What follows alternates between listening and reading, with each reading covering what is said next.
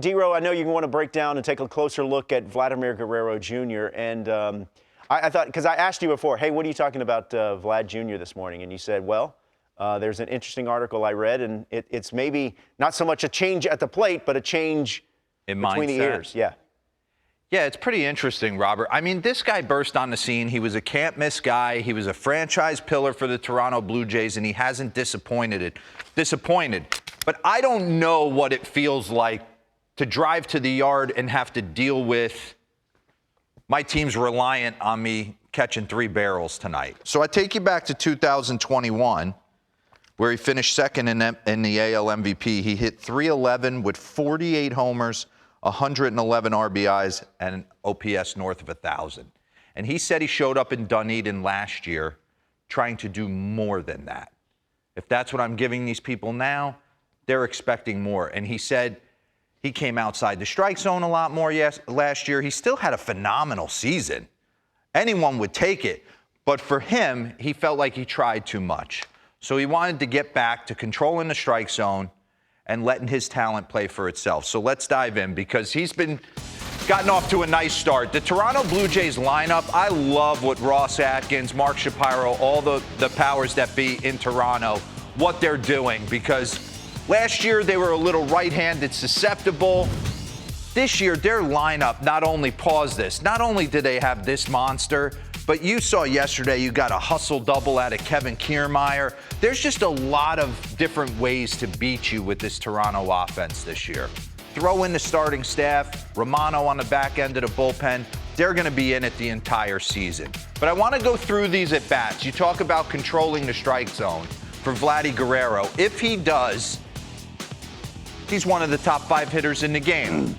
And he does a lot of things that back in the mid-2000s with the Texas Rangers, he does a lot of things that Rudy Jaramillo, my old hitting coach to the stars for a lot of guys back in that time, believe in. And we'll get into that with a side angle. But run this real quick. This is top of the 8th. You know you're in perfect, bring that back. You are in perfect position to drive a baseball when you can take an 0-1 four-seam heater, cut the plate in half, middle away, don't cheat to anything, and drive it out to dead right center field. I mean, you're hitting first base. Like, that's what we're trying to accomplish every time up. Run that back for me. Keep going, all the way. Keep going. Right there. Boom, pause it. He's got the toe tap working. What do we talk about? Toe tap, if you're going to load, you're loading for a purpose. You want to feel like you're getting into your backside. That's why you do it. That's why all these guys coil the back hip. They want to feel something get into the back hip, the inside of the back knee, and this almost becomes like a proverbial kickstand for their body. Almost like when Sean Casey talks about it being almost a break for you. Run it. Right at foot contact, pause.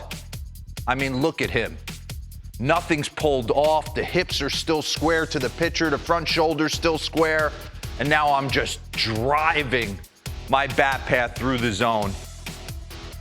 Rear ends behind the baseball, finish high, and it's an opposite field homer.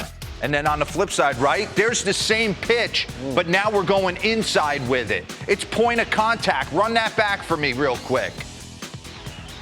It's the same exact swing, it's just different points of contact. Watch him pull his hands in on this.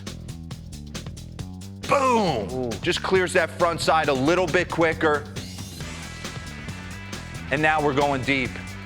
Hey, bring up that board, most hard hit balls. That's Rod. Take a look at this.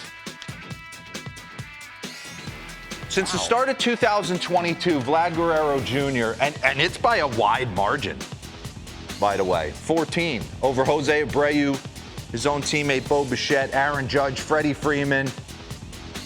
This is the goal when you go to the plate, right? Get a pitch over to 17 inches and hit it hard. You can't worry about anything else after that. Robert and I are surprised by that list. Yeah. because he said he didn't feel like he had a really good season last year. The bottom line is when you look at his video last year, he just didn't stay as disciplined, and you can run this. He didn't stay as disciplined in the strike zone as he did the year he finished second in the MVP. So he has made a concerted effort to get back in the strike zone, not try and do too much. This is the beauty of him, though. He can carry your team, carry it. Homers, the whole deal. He could take a bad swing like that, getting a 1-2 count, and what the greats can do, and he's giving me Miggy Cabrera vibes every time I watch him hit, too. Like, that's what it seems like to me. I can take you deep to left field, I can take you deep to center, and then when I'm not feeling real great, I'll just shoot you to right for a base hit and then work a walk in. What do you mean by a break in your hips? You were talking about Sean Casey. So the biggest thing is why I always hit as a young kid from a very static position, and I think of Scott Rowland. Static position going forward. Yeah. My first move was forward. And then you hear people talk about you want to get a load. There's a reason you're doing a leg kick or a toe tap or whatever that may be.